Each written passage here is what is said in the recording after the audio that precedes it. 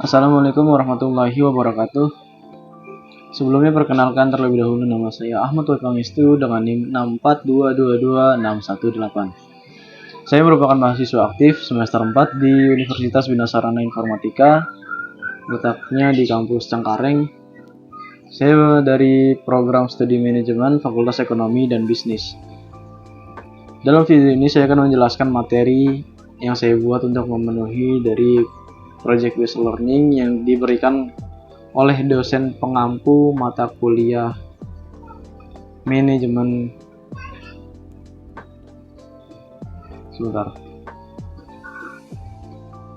mata kuliah manajemen kinerja dan kompensasi. Dalam materi ini saya buat judulnya yaitu kompensasi dapat mempengaruhi kualitas kerja di sebuah perusahaan. Nah, sebelumnya di sini kita masuk ke penjelasannya terlebih dahulu, di mana kompensasi dalam konteks bisnis ataupun organisasi adalah strategi yang digunakan untuk memberikan imbalan atau balas jasa kepada karyawan sebagai penghargaan atas kontribusi dari kinerja yang mereka lakukan. Nah, jadi dapat diartikan bahwa kompensasi ini merupakan imbalan yang diberikan oleh perusahaan ataupun organisasi kepada para karyawannya atau para tenaga kerjanya karena mereka telah membantu ataupun mengembangkan produktivitas dari perusahaan atau organisasi tersebut. Seperti itu. Dapat diartikan juga kompensasi di sini sebagai bentuk balas jasa yang diberikan perusahaan kepada karyawannya atas kontribusi mereka. Tujuan dari pemberian kompensasi ini mungkin ada di sini.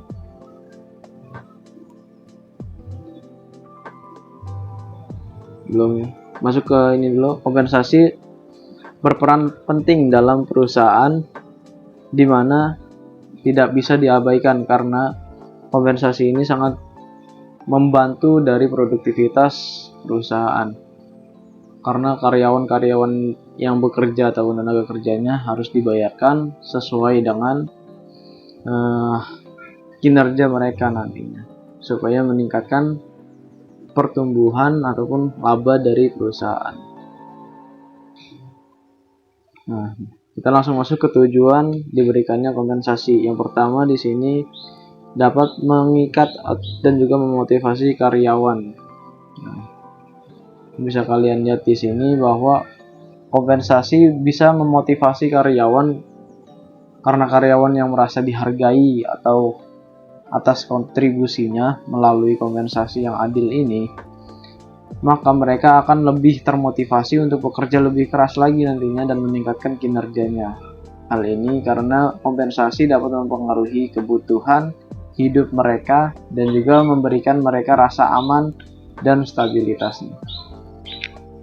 Lalu kedua, bisa mendukung rekrutmen dan retensi karyawan. Nah, misal ada penawaran ataupun pembukaan lowongan pekerjaan, maka mereka akan lebih tertarik kepada perusahaan yang memberikan upah tambahan. Biasanya mereka lebih tertarik ke sana, mereka akan mendaftar ke sana.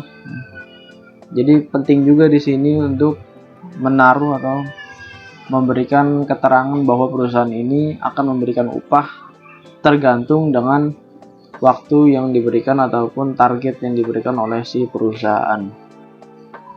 Nah, yang ketiga, bisa mendorong kinerja yang berkualitas. Nah, semakin besar upah yang diberikan oleh perusahaan, maka semakin besar juga rasa ingin bekerja lebih keras dari si karyawan ataupun tenaga kerjanya. Nah, ketika produktivitas dari tenaga kerja lebih meningkat, maka perusahaan akan mengeluarkan barang-barang yang lebih banyak juga nantinya, sehingga laba dari perusahaan ini meningkat dari tahun ke tahunnya. Yang keempat, bisa mengurangi ketidakpuasan dan juga konflik. Yang kelima, membangun budaya organisasi yang positif. Lalu kaitan kompensasi terhadap kinerja. Di sini seperti yang kita tahu kalau kinerja itu adalah tingkat pencapaian hasil dari kerja si karyawan dalam menjalankan tugasnya. Nah, kinerja yang baik dapat diukur dengan berbagai indikator ya. Seperti tingkat absensi, mungkin tingkat kepuasannya dari pelanggan atau bagaimana. Untuk mengukur kinerja dan mengaitkan dengan kompensasi, proses penting dalam manajemen sumber daya manusia yang memungkinkan organisasi untuk mengidentifikasi dan memberikan penghargaan kepada karyawan yang berkinerja tinggi. Kompensasi dan kinerja juga baik dapat meningkatkan kepuasan tenaga kerja karyawan.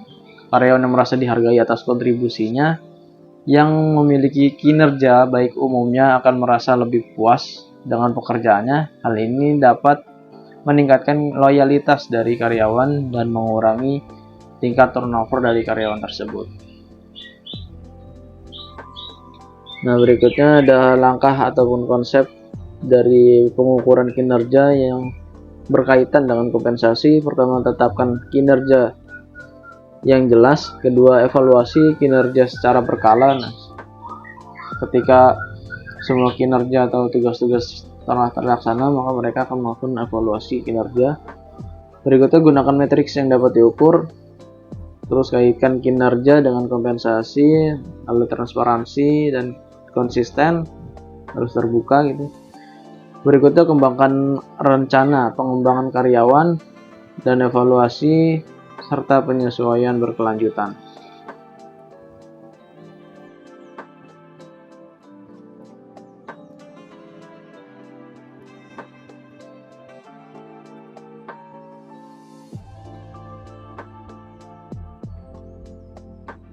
Ya, nanti kalian bisa ke deskripsi, bisa kalian download juga di sini PPT-nya, baik itu PPT ataupun makalah yang saya buat nantinya. Nah, contoh kasusnya di sini ada perusahaan teknologi yang saya samarkan menjadi perusahaan X.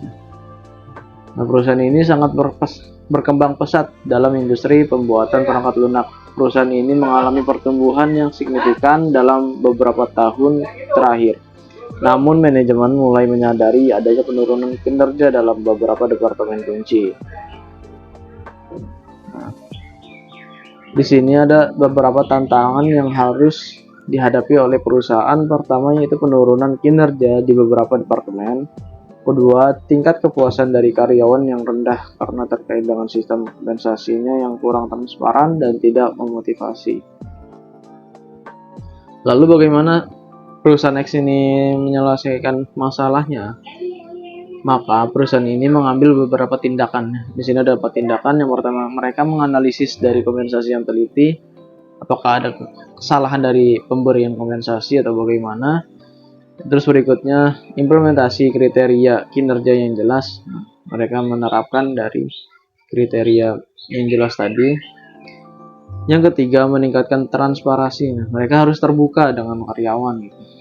Nggak boleh ada sekat dari karyawan dengan laporan ataupun terutamanya dari biaya-biaya yang akan dikeluarkan oleh perusahaan untuk karyawan. Keempat, pengenalan program insentif kinerja. Itu tindakan-tindakan yang dilakukan oleh perusahaan X. Maka dapat dihasilkan sebagai berikut dari tindakan perusahaan X. Yang pertama, implementasi perubahan dalam sistem kompensasi menyebabkan peningkatan kinerja secara signifikan di seluruh perusahaan. Tingkat kepuasan karyawan yang meningkat karena mereka merasa lebih dihargai dan didorong untuk mencapai hasil yang lebih baik.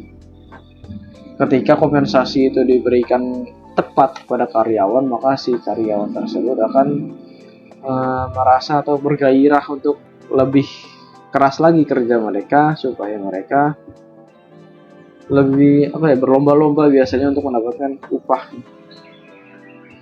Nah, perusahaan X juga berhasil mempertahankan bakat terbaiknya dan juga menerapkan bakat barunya karena reputasi mereka sebagai tempat kerja yang memberikan imbalan yang adil.